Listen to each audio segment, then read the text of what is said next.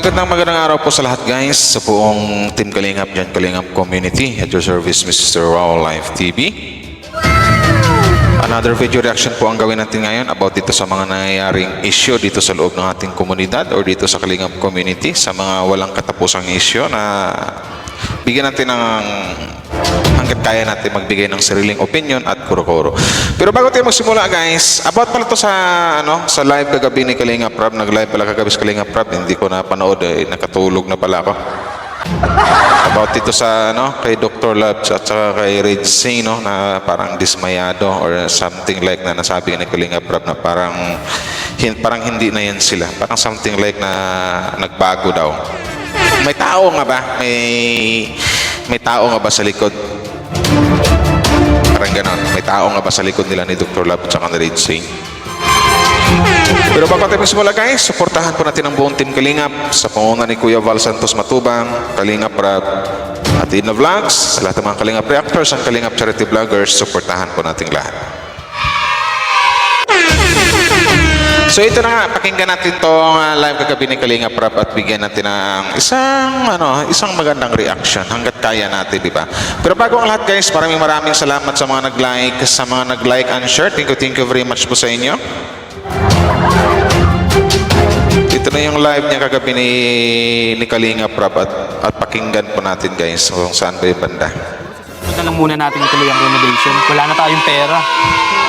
Shoutout Kalingap Rab, hello po sa inyo. May love shoutout po sa inyo lahat ng mga andyan, shoutout po. Diba, yung kailangang i-public yung mga... Ito dito tayo. Medyo mababa to guys. Ano po, andito din ako para linawin sa inyo yon kasi si Viancy po ay hindi po siya umayaw sa magpa-vlog or nawakwak. Lilinawin lang natin sabi ni Kalingap Rab, hindi po nawakwak si Viancy at hindi porkit wala na yung Idsi Love Team ay ayaw niyang magpa-vlog. Andun pa rin ang inayawan lang ni Viancy yung Love Team. Pero yung magpa-vlog kay Kalingap Rab o kay Kuya Val, okay na okay, walang problema kay Viancy Girl. Kalingap pa rin ang isang Viancy Girl. So yun yan. Siya po ay umayaw lang sa Love Team. Kaya si Viancy po ay Kalingap pa rin po siya.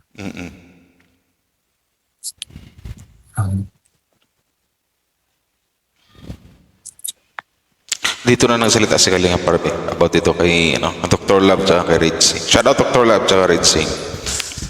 So sa mga nangyayari,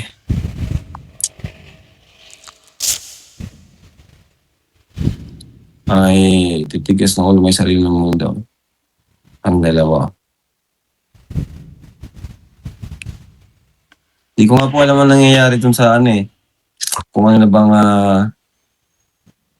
ang desisyon nila Viancy, kung ano ba talaga yung gusto nila, Di pa kami nagkakausap personal.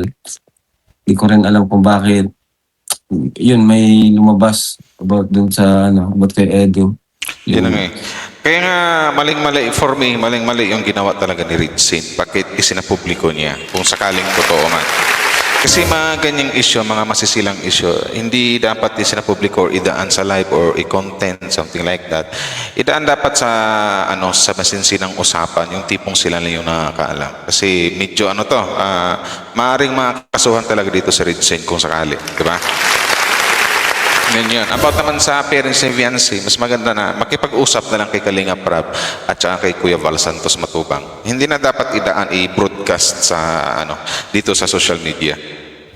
Inilabas ni Red Singh na which is talagang yan. Hindi maganda yan. Hindi talaga maganda yan. Sobra. Delikado siya doon. Saka So, di ba? Tama ako. Delikado talaga si Red Singh doon sa ginawa niya. Saka mas lalong napapahamak si Viancy sa ginagawa nila. Yes, tama si Kalingap Rab. Yun. So, ando na yung sabihin natin magkaroon ng maraming bashers or masisira ang dignidad or yung dignidad ng isang doon sa lalaki, pati din yun si babae. Yun. Dalawa ang kawawa dito. Yung dating Love Team na Idsi. Yun. lalo napapahamang si Biancy. Si Biancy po, kalinga pa rin po yan. Di po siya umayaw sa pagpa-vlog sa kanya. Sa lap nila po siya umayaw. O yun malinaw na po ang lahat Hindi po umayaw si Viancy na mayroong mag-vlog sa kanya or i-vlog siya ni Kalinga Rap or ni Kuya Val. Ang inayawan lang ni Viancy, yung love team, which is yung ITZY. Yun yan. Kung daw magkakasi Mama Nedol, di daw. Ano?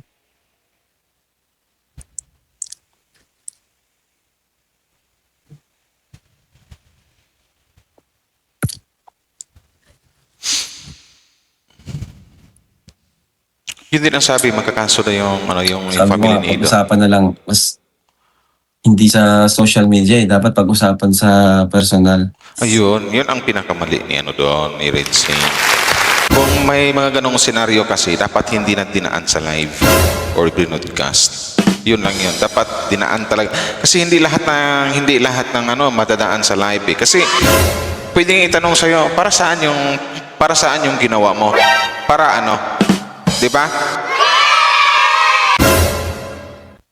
Something like na ipapahiya mo ba yung tao, masira yung tao ng ganito ganyan, 'di ba? Hindi sa social media. Actually, sabi sa akin ni Kuya Chilo, nagpunta sila doon. Pumunta sila doon. Sila Kuya Chilo. Yun.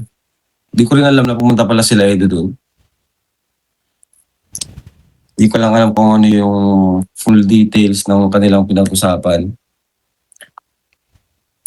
Pero ang pinagtataka ko, bakit kailangang umantong sa ganito? Diba? Yung kailangang i-public yung mga ganung pangyayari, kahit hindi pa naman nag-uusap personal. Yun na nga Yun din ang yun din ang nakapagtaka doon Kalinga Prab. Kasi alam ng lahat nung may ITZY pa na lahat magkasundo, okay naman, okay sila ni Dr. Love, Red Saint, Eido, lahat ng nakapaligid sa ITZY, wala namang problema. Nung nawala lang ITZY, andito na, nagsulputan na yung mga ganitong issue na ganito, ganyan, na may nangyayari doon ganito, na etc. bla bla bla. So, maraming nawindang at maraming nagulat. At alam ko pati si Kalinga Prab, bakit nagkaganito? So, pwedeng sabihin agad dito na may malaking tao sa likod ng dalawang to. Kasi alam na naman natin din kung bakit sinuspindi ng Karaba yung dalawa. Alam natin yung dahilan. Di ba? Pero nung nasuspindi nga, ando na yung boom! May biglang sumabog. Parang ganon. Di ba? Dapat pag-usapan muna. Kasi para sa akin hindi siya kasiraan ni Edo Parang mas nasisira dito si Viancy, mas napapahamak si Viancy para sa Tama. Diba? Ando na yung siguro talagang matitira talaga si Ido, mababa si Ido, pero ang mas nasisira dito something like na mapapangit ng image. Walang iba kundi si Viancy girl. Kasi sa mga ganyang usapin, ulit-ulitin ko talaga, hindi yan dapat isa publiko. Yun. Dapat idaan yan sa pag-uusap nila na walang kamera or idaan sa pribadong usapan. So, wala nangyari na-broadcast na live na sinabing ganito, ganyan. So, yun yung pinakamaling, simplang talaga doon sa Red Saint, sa ginawa ni Red Saint. no? Kasi yung ginawa nila parang hindi na sila kalingap for me. Yun yan. Kasi wala naman pong yung sabi nga na sa reaction ni Kuya July, puro hearsay lang. Wala naman talagang malinaw na ebidensya, di ba? Kaya ang pangit din kasi hindi ganito dapat hindi dapat ganito yung okay kasi okay kami, okay kaming lahat. Pero bakit biglang naging ganito? Di ba? O yun ang nakapagtaka doon. Ang alam ni Kalinga Prab, okay ang lahat, okay silang lahat, okay siya, okay sila. Basta sila walang problema. Ang tanong kung bakit biglang nagkaganyan. At duda ko may malaking tao talaga dito sa likod ng dalawa. Ganyan. Ando na yung lakas ng loob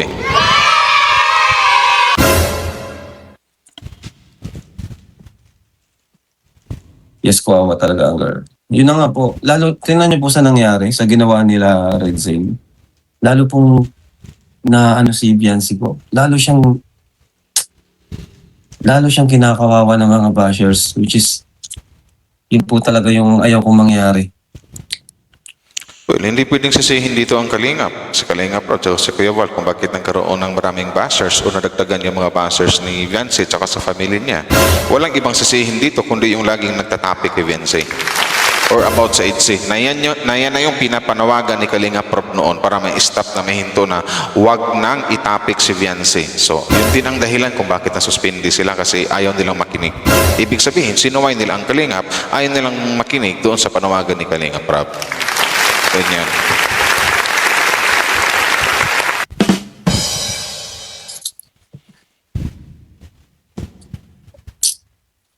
Si Biancy pong mas kawawa talaga dito sa nangyayari na to.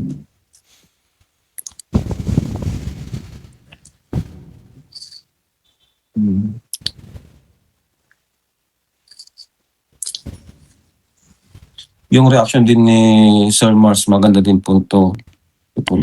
Hindi kasi social media ang tamang way para yan. O diba? Tama ako, guys. Yung mga itong masisilang issue, hindi social media ang sagot niyan. Hindi yan masosolve ng social media.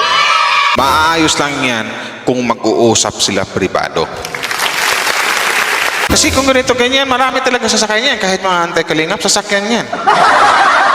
Sasakyan talaga yan ng mga anti-Kalingap. Ay, naku po, malamang sa malamang. So, sinong kawawa dito? Hindi lang yung lalaki, pati yung babae. Masisira talaga yung dalawa. Nang dahil sa ginawa, nang dahil sa pagbulgar, di ba? O nang dahil sa pagsalita niya sa live na hindi talaga dapat niya yung ginawa. Na dapat sa masinsinang usapan or doon sa pribadong usapan, yun dapat. Kasi for me, sa ginawa nila, masasabi lang, parang wala silang respeto sa Kalingap eh. Ganyan. Sa akin lang yan Or maayos. Kasi lalo lang yan gugulo. Ay, gugulo kasi marami talagang dyan. Maraming magkukontent dyan. Maraming sasakay talaga dyan. Kung may kasalanan sa EDS, pag-usapan sa personal. Yun ang tama. Diba? For example, kung totoo yan, na may nangyaring nito, ganyan, hindi dapat idaan sa social media. Yun. Pag-usapan personal. Masinsinang usapan ba? So, ang pinakamalaking tanong lang naman dito, bakit dinaan sa social media? Pwedeng sabihin dito ng iba. Pwede kong sabihin dito, opinion ko lang. Pwedeng magbigay ng opinion yung iba na maaring may nagsulusol dito, maaring may nag-utos dito, or sa madaling salita, may malaking taong nasa likod nito ng mga to. Ganyan. Pwede yan. Hindi dito sa social media. Anong motibo bakit kailangan sa social? Diba? Tama ako. Anong sense? Anong motibo? Bakit idaan dito sa mga social media? Kasi it's not all about basher lang to eh. It's not about na may ganito ganyan, may iba, may third party pa, o bashers pa, something like that. Normal na yan na makukontent ng mga reactor. Pero pag mga ganito mga masisilang issue, hindi talaga dapat sinusukmit yan. Ganyan. Magkakasuhan talaga yan.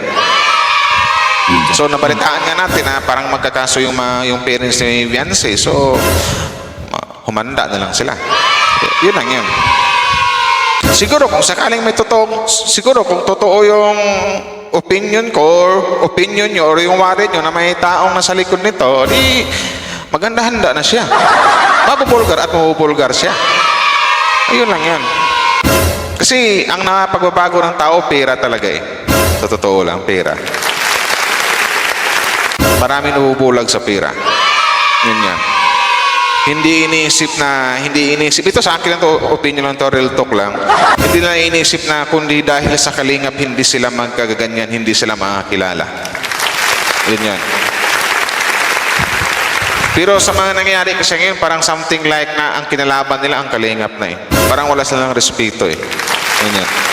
Sa akin lang yun, ang opinion ko lang. Iwan ko lang sa inyo, comment down below. Yun yan. Anong motibo ba? Kailangan? i-public yun. Na pwede namang pag-usapan sa personal. Di ba? Eh sabi ni Kuya Jello, pumunta daw sila doon eh. Ay, shoutout kayo Kuya Jello. Totoo ba Kuya Jello, pumunta kayo doon? Nagpunta Kasi pala hindi si ko Gino sa San Nicolas. Si Biancy po ang kawawa talaga. Oo, merong part na masisira si Eds. Pero wala naman talagang malinaw na puro lang, kwento. Puro lang hearsay, yung mga kay Kalingap Ido. Ando na yung mababash or masisira si Kalingap Ido, yung kanyang imahe. Pero ang kawawa dito, ang gaya ng sinabi ni Kalingap Rap, si Viancy, yung babae.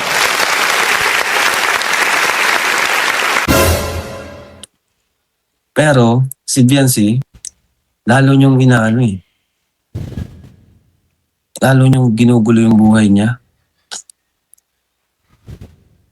Opo, pumunta kami doon. Ayan, pumunta sila Kuya Jello pala doon. So, doon pa lang, ibig sabihin na nag-reach out sila. Nag-reach out sila Kuya Jello, si Edu. Di ba? Yun ang maganda, nag-reach out. Pag-usapan pribado, hindi na idaan dapat sa social media. Kasi ulitin ko, hindi to basta-basta issue, masilang issue talaga to. Hindi lang to tungkol sa bashers or ganito ganyan whatsoever. Iba na to eh. Kumbaga ang bigat ng paratang ni Ridsin dito kay Kalingap Ido eh. Kung sakaling totoo yan, dapat hindi na idinaan sa live. Para saan pa? Anong motibo? Bakit idaan pa sa live? Anong mayroon? Di ba? Dahil walang ata pumunta doon eh. Pero ano nangyari ba doon? Hindi ko rin alam kung nag-usap pa sila. Ano? Ako po naawa ko doon sa dalawa, kay Biancy at kay Edu. Kasi parehas yan malapit sa akin. Buti nga kasi gusto ko na mag-live noon pa. Kaso sunod. Kaya nga doon sa reaction ko kahapon na sinabi ko, kung sakaling totoo kung totoo man na may nangyari ang ganyan, nabanggit nga na rin siya na si Viancy, yung babae noon, 17 pa lang daw. May nangyaring ganito ganyan et cetera. So bakit hindi agad sinabi kay Kalingap Rap at saka kay Kuya Val? Para noon pa lang maayos na. Kung wala pang 17, bakit yung itchy tuloy-tuloy pa din? Kung may nangyaring ganon. Isipin nyo, ito Red Saint at Dr. Lab, hindi ko galit sa inyo. Nakikinabang din kayo sa Itchy Lab Team. Nagkakapira kayo dyan, nagkaka-sponsor kayo dyan, Real Talk. Ganyan. Event, modeling, tapos nagbiyahe pa kami galing sa Davao, di ako makapag-live. Madaya pa daw papasabugin sa Red Cell. Ay bahala po siya kung anong gusto niyang pasabugin. Pero naniniwala ako na... Di ko alam kung ano yung motibo ni Red Sea, no? Marami pa daw pasasabugin. Di ko alam kung ano bang gusto niya nangyari na, talagang siraan niya yung lalaki. Kumbaga, something like pabagsakin niya yung lalaki na hindi niya naisip na damay dito ang babae, masisira din dito ang babae. K.O. Yun. Siguro, hindi naman siguro maglakas loob na gawin ni Red Sea yan kung walang kung walang malaking tao, kung walang tao dito sa likod niya eh. Malaki ang paniniwala ko na may nag-uutos niyan. Yun. Kasi parang Kalingap na dito ang kinalaban nila eh. May something dyan sa likod niyan. Hindi Di ba? Pati natin, pagyan sa Kalingap Rap. bahala po siya kung anong gusto niyang pasabugin. Pero naniniwala ako na na may something dyan sa likod niyan. Kasi hindi yan ang kilala kong si Kuya Red Zen eh. Pati si Dr. Love. Parang nag-iba talaga sila eh. Yun. Yun ang masakit doon.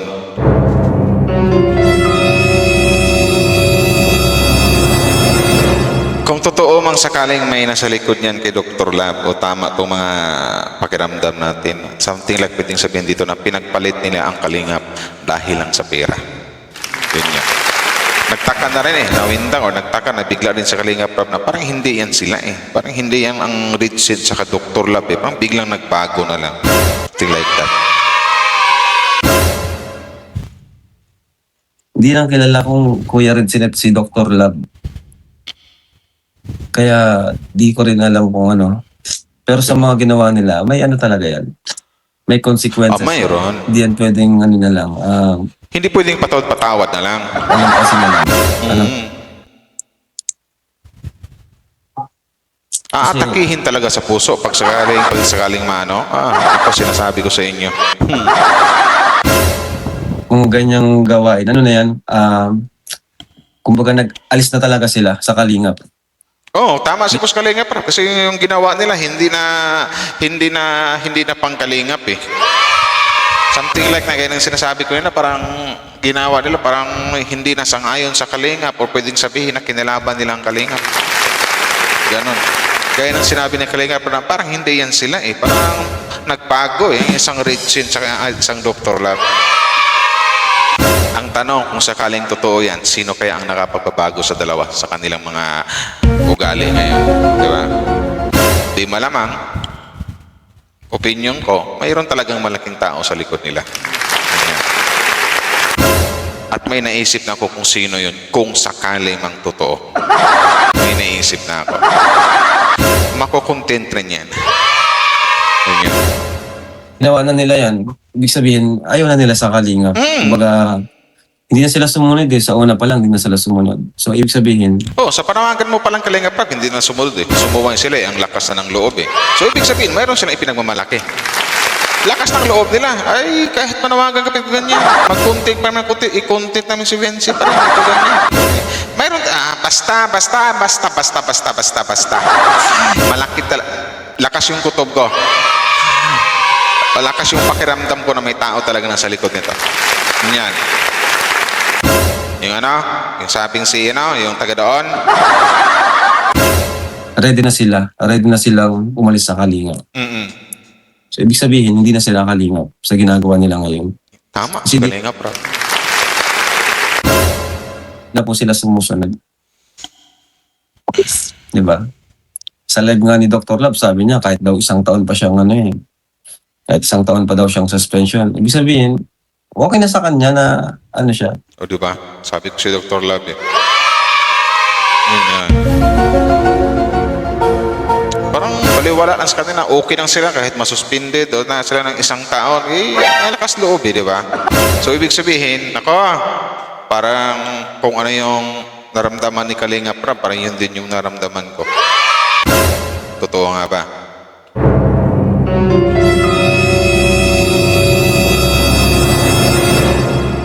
Diba at least sabi nga nila, malaya na sila sa gusto nilang gawin. Diba? Okay na rin yun. Kung di sila susunod, edi malaya na sila sa gusto nilang gawin. Pero hindi na sila Kalingap. Yun. Ay, sumuway sila eh.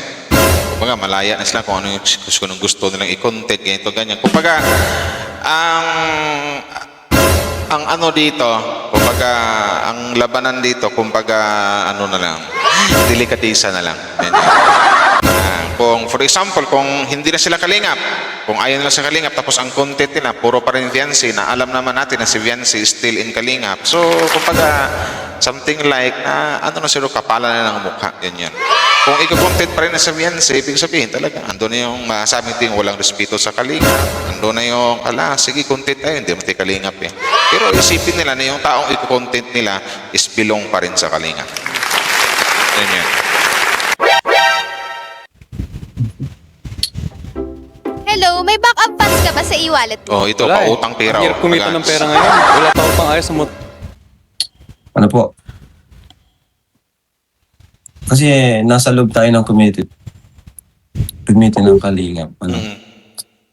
Buti pa nga si Kuya Gilo nag-sorry siya kaagad. Pero ang pakiusap pa lang naman sa Karaba, bago po kayo mag-desisyon, gusto ko malaman din. Yung decision pala ng Karaba, hindi pala alam ni Kalingap Rap.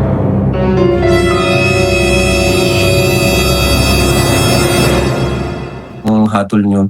Kasi di naman yung dumaan sa akin eh. Ewan ko kung dumaan kay Kuya Bal. Pero sana dapat dumadaan din sa akin para naman alam ko. Kasi di naman talaga lahat nakakapag-charity. Kasi yung iba naman, staff, alalay, di ba? Kagaya nila David, nila Kuya Nel, staff ko sila. Si Kuya Chilo, alam ko, alalay siya ngayon ni Edu. Paano siya makakapag-charity. So, yan yung dapat ma-consider din natin. Hindi yung basta-basta po. Pero yung suspension kina Dr. Love, yun, pabor ako doon. Kasi talagang hindi sumunod eh. Sa pakiusap natin. O yun yun. Yun yung dahilan, di ba? Nasuspindi. Mayroong tama yung desisyon ng Karaban na masuspindi yung dalawa kasi hindi sila sumunod sa pakiusap ni Kalinga Prab or sa panawagan ni Kalinga Prab. Yun yun. Kasi kung sinunod nila yun, wala na, tapos na sana eh. Yun ang pinakapunto doon. Di ba? Kung sumunod lang sana silang dalawa doon sa panawagan o sa pakiusap ni Kalinga Prab na tama na, huwag na i-content, wala sanang problema. Peaceful na sana. Wala na sanang issue ganito, ganyan ngayon ng mga mabibigat na issue. Kung sakaling totoong mayroon mang issue na ganito, ganyan na ginawa si yung lalaki, hindi dapat idinaan sa live. Sa pribadong usapan, kinausap niyo yung dapat kausapin, parents ng babae, si Kuya Val, yung ama ng Kalinga, founder ng Kalingap, at saka si Kalinga Prab. Diba? Yun kasi mga ganyang issue kasi, tandaan nyo, hindi kasi biro yun eh. Ang bigat yan. Masilang issue talaga yan. Pero nakakapagtaka bakit dinaan sa live. So ano ang motibo? Ano ang motibo nyo para para masira lang yung gusto nyo siraan? Para mapapagsak? So sa madaling salita, kasi ang sa ngayon, to make the story short, na talagang Kalingap na yung kinalaban nyo sa mga pinagsasabi nyo. Ganun lang yan. Diba? Pwede sabihin din na may nasa likod nito. May malaking mama or matangkad na tao sa likod nyo. Kaya ang lakas ng loob nyo na makapagsalita ng ganyan, ng mga mabibigat na paratang pa lang masasabi nun kasi gaya, herese lang. So wala pang hawak na ebidensya. So ganun yun. Tama ba? Na may malaking tao sa likod nyo? Yun yan. Diba? Pwede na lang mag-usap in person. Ayusin na lang. Kung may reklamo sila, papa at mama ni Viancy, kausapin kami. O yun, yun ang tama. Kung may reklamo man, kung talaga may mali talaga, something like na, kasi hindi natin pwedeng, kumbaga gitna natin dito eh. For example, kung may nagawa talaga hindi kaya-aya, hindi ka nais-nais, so unang-una, huwag niyong idaan sa social media. Huwag niyong idaan sa live, kasi masilang issue yan eh. Lapitan niyo, Kalinga Prab, o si Kuya Val Santos Matubang, si Ate Idna. Yun, doon kayo lumapit, makipag-usap kayo. Kung kailangan magkaso, di magkaso. Hindi yung idaan pa sa live na dinala sa ganito, ganyan, mayroon pang pasasabugin. Hindi porkit na suspindi kayo ng 15 days, ganyan yung gagawin nyo. Di ba? Uulitin ko, mga ganitong issue, hindi yan dapat isa publiko. Yun. Ang tanong dito, anong motibo nyo? At yun ang tanong din ni Kalinga Prab. Di ba?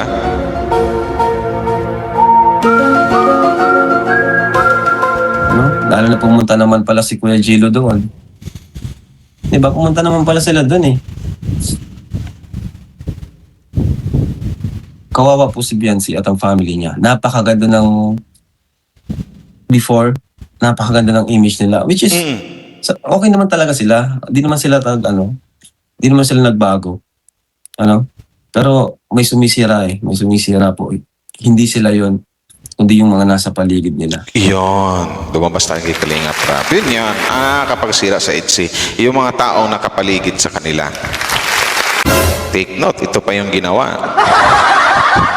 Yung nakapaligid sa kanila, nagkapira, nagka-views, nagkaroon ng sponsors. Pero at the end pala na may ganitong pangyayari na mayroon ng pagpira talaga ang uusapan, ang daming pwedeng ipagpalit talaga. Makapangyarihan talaga ang pera, no? Wala yung dignidad nyo. Kaya nga po nang sinabi ko, totoo yun eh, yung sumisira talaga yung mga nasa paligid. Pwede naman tayong, di ba dati, okay naman eh, nakakapag-scout naman si Dr. Love dati. Si Red Zay, naman siya, nakakapag-scout din. Pwede naman ibalik yung ganun eh. Di ba?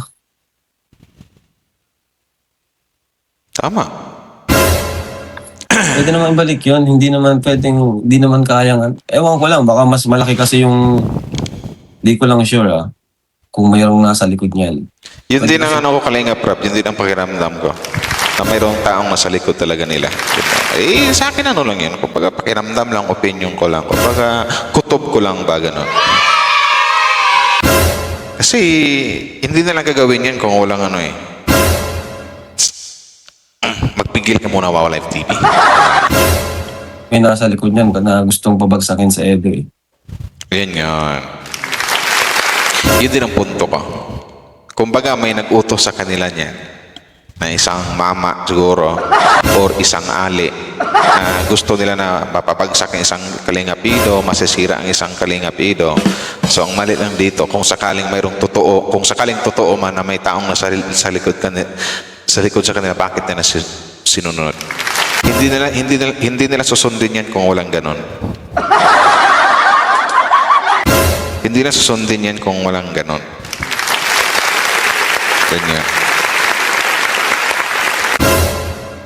Diba?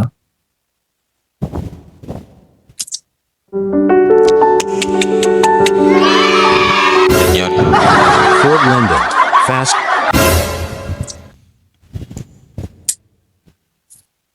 Kung wala na talagang respeto, wala na talaga. Ibig sabihin, ayaw na nila sa kalingap. Ano na sila? Ready na sila.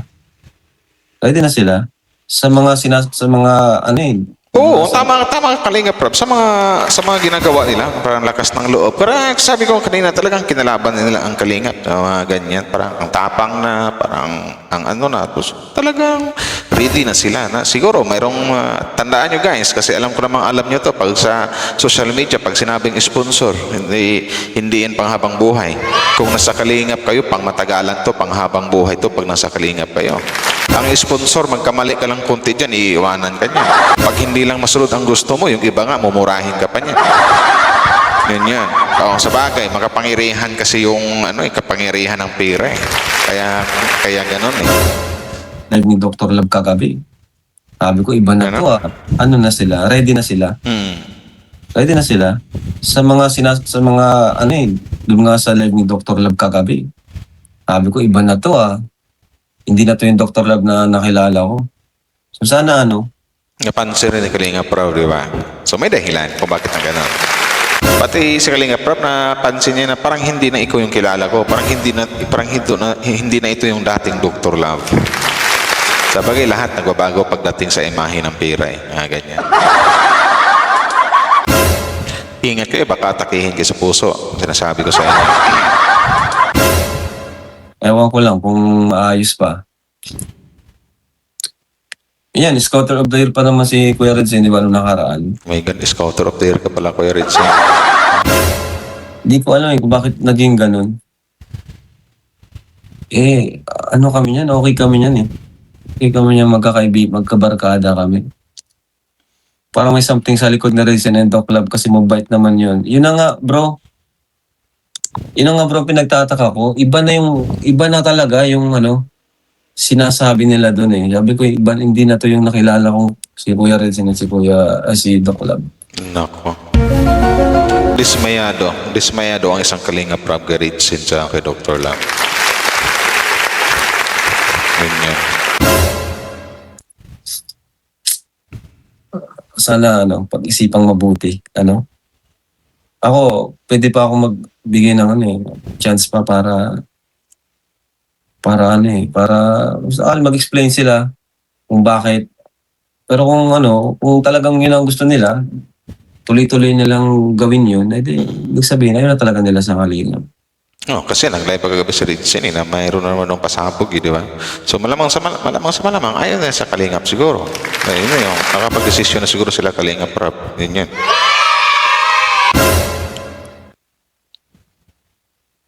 Bro, late live ka na. Congrats kanina, bro. Wag bro. So yung mangyayari, sa narinig natin dito sa live ni Kalinga Prab, dismayado siya sa dalawa. Yun yan. Hindi niya, parang nagbago.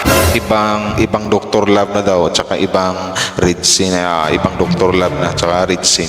Daw sila magsalita.